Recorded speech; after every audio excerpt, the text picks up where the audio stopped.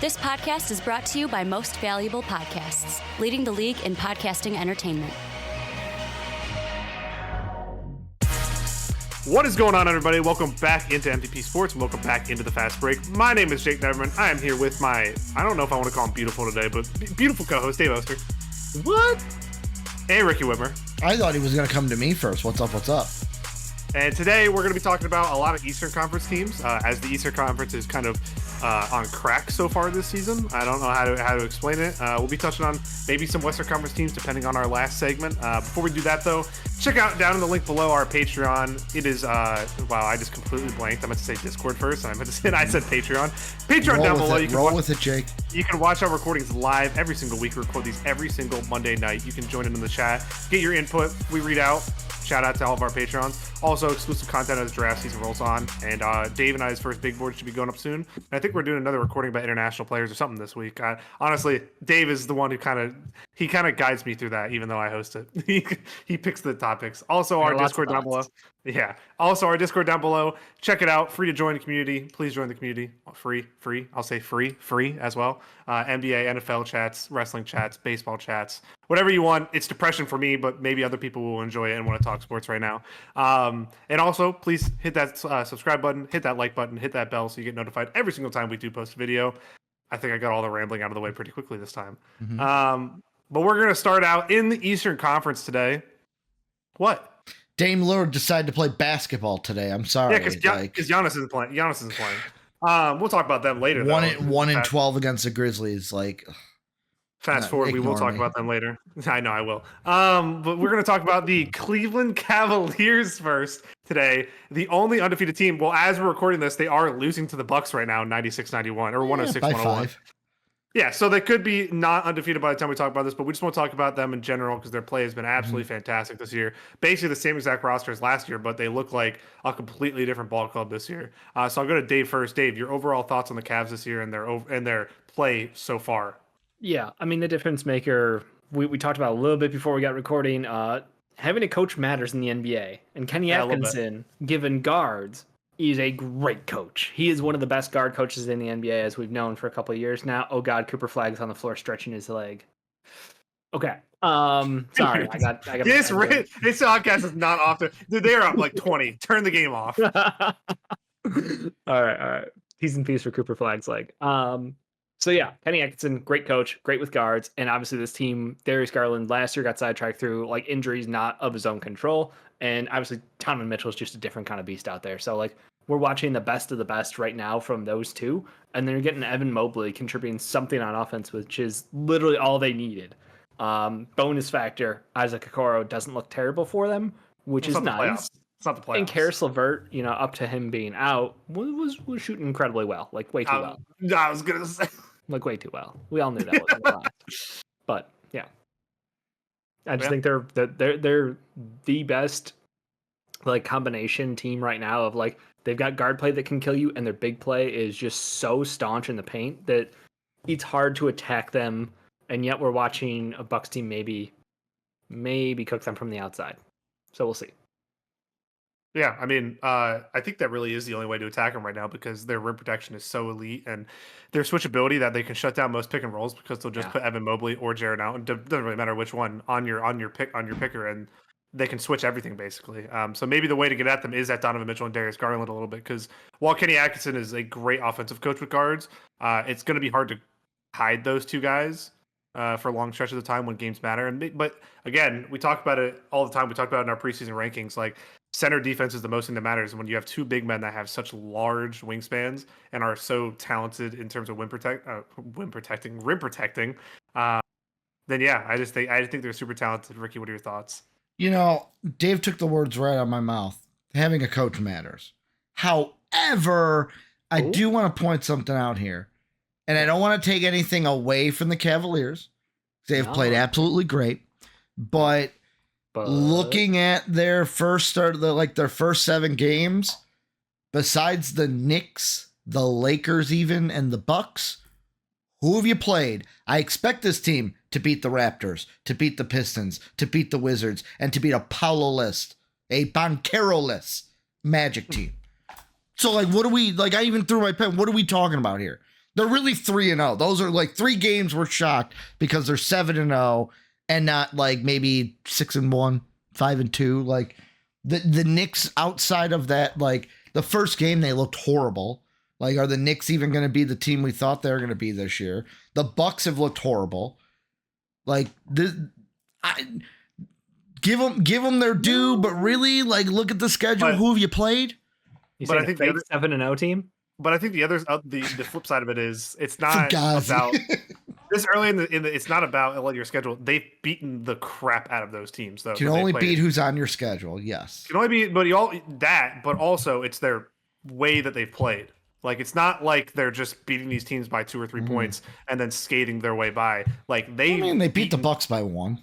Yeah, no, that game, but that was a great. We'll talk about that later in a wet point. Yeah. But no, we won't actually. I changed it, didn't I? So we can talk about it now. Donovan Mitchell with a great. Yeah, Donovan Mitchell with a great. You literally said we'll talk about Donovan Mitchell during this we'll segment. talk about him enough, so I don't need to give it to him.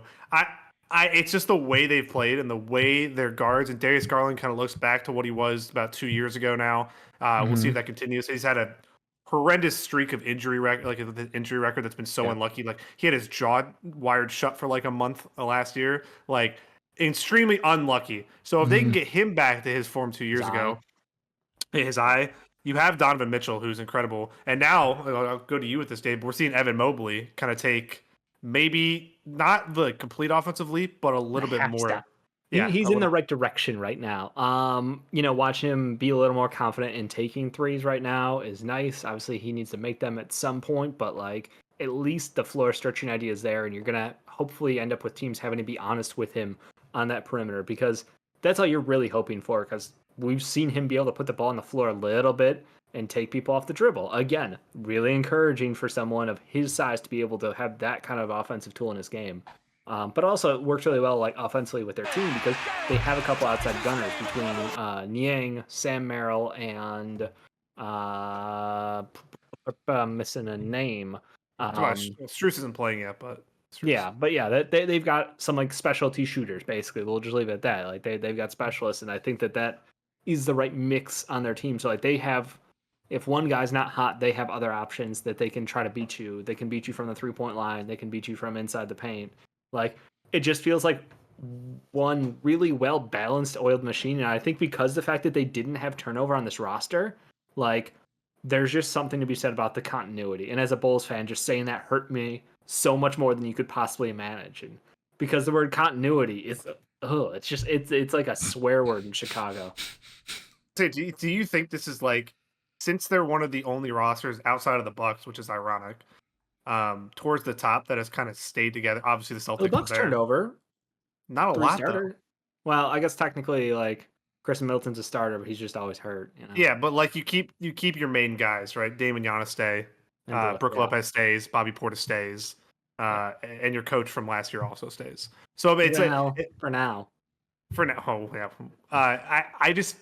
I don't know. I find it interesting that maybe it's more of a, we've been together and they know how to play together, so we start hotter than the other teams, if you know what I mean. Like, we've seen the Knicks kind of play meh. We've seen the Sixers play awful. But that, like, those teams probably have extenuating circumstances with injuries. But even then, their style of play has not been pretty at times this year. And the Knicks just have enough talent to get by.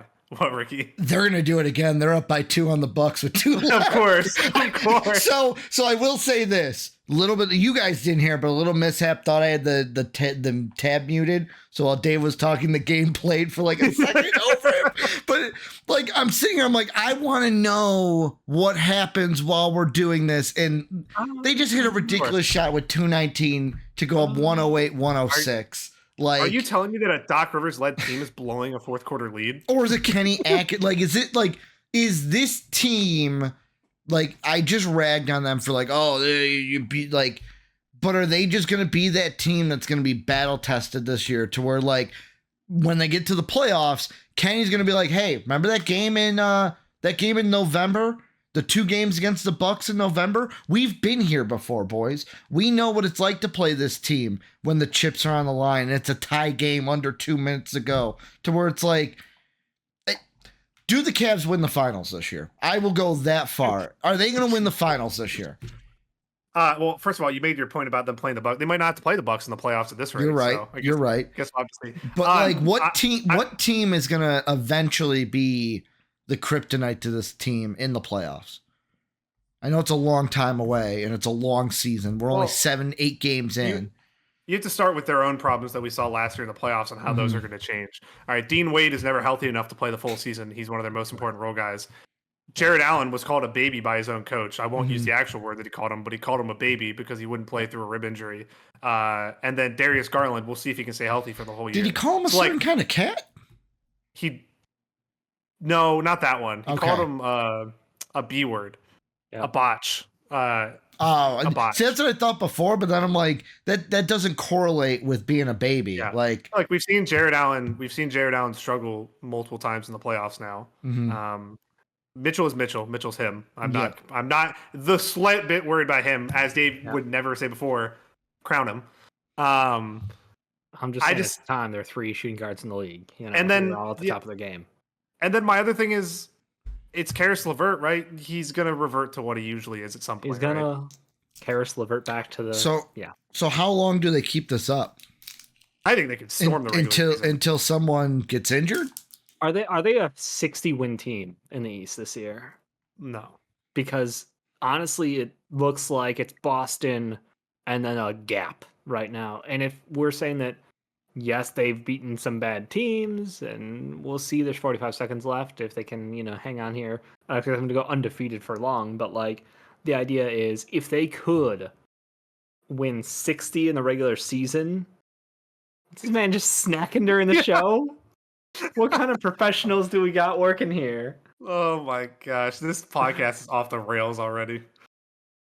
My whole thing. I told Jake it was going to happen. I wanted to see Dave's reaction.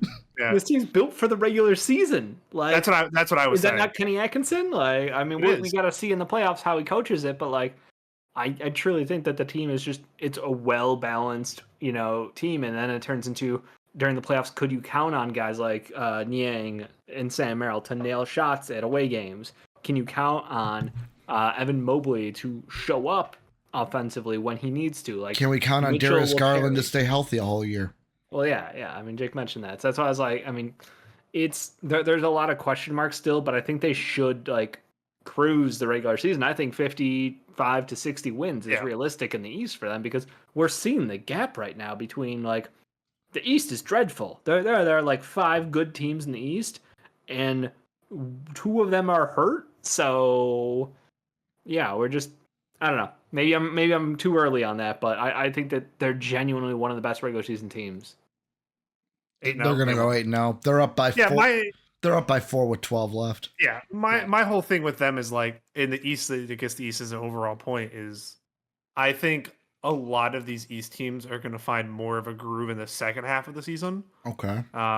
Like we'll talk about the Magic later, but they're going to get their groove back when Paolo comes back. The Sixers eventually will hit a stride. Will they have a 30-game stretch where at least 3 of the guys play, or 2 of the 3 guys play, however many games that is? But like, they'll get I said 30 game. I was being very lenient with 30 games. I know. But if the Sixers have 2 of their big 3 out there for most of the games, right? They'll beat a lot of these bad teams that they've lost to already. If the Bucks get any semblance of rhythm, they're gonna win games eventually. Like, I'm sorry, I am not ready for a team that has Giannis and Damian Lillard on it to be like, this team is going to be this bad for the whole season. It's kind of the balance of how much do you want. Like, the Pacers have not been great so far. They've had 2 of their centers have tore their Achilles. Like, it's just been, again, circumstances and context is what you have to provide with all these teams. Okay. And it's like the Sixers and the Bucks are now what, 1-6, 1-5, 1-6. The Sixers are 1. Yeah, the Sixers are 1-4. Probably gonna be 1-5 after tonight. Like, but if these teams win 3 games in a row, they're in the play-in already. Right. You know what I mean? Like, it is right now the Chicago Bulls are, the 5th seed in the East, and we're all we know that's not going to last, that, right? We all feel like that's a lock. So, I mean, you want to bet? here's the one thing I can't help but think. Right, 2 things. Number 1 is, Jake, you're probably right. A lot of these East teams will find their groove. Like Stella, they'll get their groove back, but you got to capitalize on that now that they don't. So like, part of me was like, oh, are they gonna like be able to capitalize and be the number 1 seed? But let's be honest, there's another team that also is very good who's only lost one game. And this is what I think. At the end of the year, when it's all said and done, the ceiling for the Cavs is the roof. Like the absolute best season that I think they will have. Yep. Eastern Conference Finals, lost to the Celtics. I don't think, like, ultimately that's it. Can this team, because we're talking about, they're going to cruise through the regular season. So let's get to the time that counts.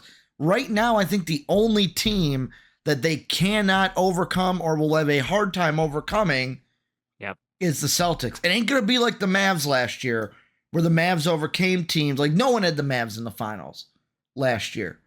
Nope. Am I wrong? Can this team overcome the Celtics, or am I just, crowning the Celtics again before we even get there? Well, I think everything comes down to health in the playoffs. Everything, exactly. Like literally everything. If Kristaps is back, let's go with best case scenario for teams, right? Let's go best case scenario down the list. Knicks are healthy. Are they beating the Knicks in a series? Yes, I would say yes. I'd say no. I think the Knicks have to make a move first to win a series. As they are right now, Cavs. Yeah, I will go slight advantage Cavs in the series. I'd go Knicks because I'm going to be the one not overreacting to the first 2 weeks. No, that's fine. I feel like okay, no, but I'm just going down the list. Center is like a problem. Yeah, I look at the two what if Mitchell Robinson's back? That's what I'm saying. Best case scenario. So if Mitch Rob's back and playing, we're just fine. Yeah, because we can't do the work because we don't know. So we're just doing best because we could also do it with Cavs because they also have injury prone players. Cavs and 6. If the Bucks are fully healthy and we're talking end of the let's go. Doc's not. This is best case. Giannis Doc's not there anymore. 35. Dame's averaging 35. And you think the Bucks are beating them in a series? Cavs and 7. I think I'd take the Cavs over them, but that's the Cavs still. Sixers healthy. Do you think they're beating the Sixers? We're saying healthy. Are we in the second round? No, we're going first round because we don't know the second round. We don't know seeding. He's not wrong. He doesn't want it in the second round. You don't want the smoke. Oh no, I said healthy Sixers, so it has to be the first round. If it's the first round, yes, you guys are healthy and you would absolutely stand a chance against them. I think that you are a uniquely equipped team to deal with their two bigs because you have the guy who is stronger than both of them, and then you have a backup who can continue to grab rebounds. I was gonna say the Embiid Yabusele front court might give the Cavs fits because Yabusele's like just a dog. Yeah. I don't know. I don't want to devolve into that, but like just like there's a lot of ifs. That's all I'm saying. I'm gonna go betting on this one. I go pushing 7. It's going to 7. That's all I know with the Sixers. That's because I could see Embiid dominating, but I could also see the Cavs. You know what I'm saying? Like, and here's the thing I want to throw out with the Celtics. Bucks kind of have it, but you're right. If Doc is there, throw it out the window. Yeah, we know that. The one thing which will be interesting about the Cavs, and I'm fast forwarding to the end of the year, teams that have been there before. Teams that have been there before know what it's like to play in the Eastern Conference Finals, play in the second. Like, it's a different animal. And the Celtics are the one team. You could throw the Bucks in there too because they won a championship. They won a championship as well. But it's like minus Dame. But it's just like the Celtics have been there. They've been there plenty of times. Not the finals, but I'm talking like Eastern Conference Finals, Tatum against LeBron. Like, that is a superstar team that has grown up in the playoffs. But Donovan Mitchell's been there. And he's their leader. So maybe soon. Kenny Atkinson's been there with the Warriors now too. So he's got to experience winning a title as a coach. So I don't know. It's just an interesting conversation. I'm not saying that. And you're right. Atkinson's the linchpin because this is what I think. In the playoffs, how much from the Warriors is he going to bring to this team? Yeah. Well, you can honestly see a little bit of the Warriors when they play right now. Their movement is just phenomenal. You kind of look at their team, 2 good guards. Not the bigs are better with the Cavs. It's not 5 miles. What is it? Draymond and not Zaza, but who was their center that I'm blanking on? Looney. No. The guy who stepped on Kawhi's. The guy who stepped on Zaza. That was Zaza. Was it Zaza? Okay. Yeah, that was Zaza. Bogut was the better player. They went Zoza. They went Zoza. They went Festus Ezeli to Bogut to Zaza to To Looney, I think. I think those were Yeah. that was. I think that was It was. the chart. The chart of absolutely mediocre centers that they Dude, had. Festus Where- Ezeli, let's go. Festus Ezeli, dude. The team was Festus Ezeli, Leandro Barbosa, Maurice Spates. Just and a Sean revolving door at center. Mo Spates was amazing for them. Mo Spates was that dude. Him, Livingston, and Barbosa Yeah. Mhm. were like the reason they won that first title. I know Steph was amazing, but they would bring those three on the court. What and they about would what just about be- Chandra Livindala? Thank Oh you yeah, for the Iggy shout too. out. Iggy too. You're right. No, Iggy and Sean Livingston. Don't I forget said about Livingston. okay. No, I It's a said tandem, no. You gotta buy their powers combined. It's Chandra Livindala. I forgot about that. Honestly, Yeah. I forgot we were gonna get a jersey. You never got it. Maybe I'll get one. I can put my one. Legit hand need to, actually, yeah. Dude, we gotta make it and then get it signed You by got the both hook up of them. on jerseys, right? Can we get a Yeah, but Okay. they got to be actual jerseys. So maybe I can make a custom one. And Licensed then, jersey. yeah, but no, but I could make a custom one and then send it to them. And they Mhm. probably can make it. Number 69. Okay, sweet. We're doing it. Yeah. Number 69. Yeah. All right. Any final thoughts on the Cavs, guys? Anything else you guys want to add? They're Anything? really good. They're I really think good. if they make a move, wing or guard, probably right. Probably wing. Got to be a wing. Yeah, it's got to be a wing, I guess. I still do not like Karis LeVert. That's not changing. what I mean. Yeah. They need, but the problem is if you say wing, they need a backup ball handler. Like that's the real answer. I know Ty Jerome is apparently the next one, according to Kenny. I don't believe that. I still love Craig Porter more, but I think that you can't play Craig Porter enough minutes because his shot's not consistent. So like you are stuck in a position where they need a backup ball handler, whether he's a 1-2 or a 3. You need somebody else off the bench who can be a primary ball handler for that offense. You think Dennis Schroeder candidate? That would be amazing. Every time we talk about when we get closer to the deadline, Yeah. when we talk about a team that needs a ball handler, Dennis Schroeder is going to be the first name on That's fair. every team, because How he's much gonna cap do they have available? Be they're going to have to match. Negative. They're going to have to match. That's why Karis LeVert's Could they? Is there any way they could match in a BI trade if he's available at the No, deadline? it'd have to be like Jared Allen or something Okay. crazy. because he makes too much money. Yeah. How much does LeVert make? I don't know. I was going to say I do not know off the top of my head Well- because I could see. Yeah, you go. I was gonna say while you're looking that up, my final thought is last week I was not on the podcast, had to work. I heard there was some slander going on about the Golden State Warriors. We saw it in the comment section. Yeah, we don't watch. Mark it down. November 8th, Cavs first loss. They play the Warriors in Cleveland. Well, remember the comment also said that we do not watch games. Yeah, we only watch box score. Never watch. Like, They do don't- you even they watch, don't- bro? They said we don't watch, bro. No, they Yeah, you don't watch. No. First- I watch. I was on the 16.6. podcast. You guys don't watch. I don't think they understand. 16.6 million. I don't think they understand 16.6. Yep. I wonder if they're a Cam Johnson team then, because you trade Karis LeVert with a minimum and you can match Cam Johnson's contract. That is such a massive upgrade. That is such. I'm checking real quick. I'm like, oh. Because Cam's at 20. Who else is going to be on the trade block? It would be interesting to see. We don't know yet because the East is on crack. So like, Mhm. what teams are going to want to sell, and we don't know. I assume Anything on Utah? anything. I don't Oh, think they win 20 games this year. I don't think they They win don't have- 15 games. they don't have much right now, to be honest with you. Danny because Ainge is trying to win 0 games, and he's successful. Jordan Clarkson fell off a cliff, so I don't know what's going to go on there. Colin Sexton returned to Cleveland. That'd be great, Ooh. actually. That'd be kind of cool. But yeah, let's not divulge too much into that. As always, we'd like to thank the people that make these videos possible, our patrons whose names are displayed on the screen now. If you would like to become a patron, go ahead and click the Patreon icon in the bottom right. And if you'd like to check out another video from MVP Sports, hit the video in the upper left. As always, thanks for watching.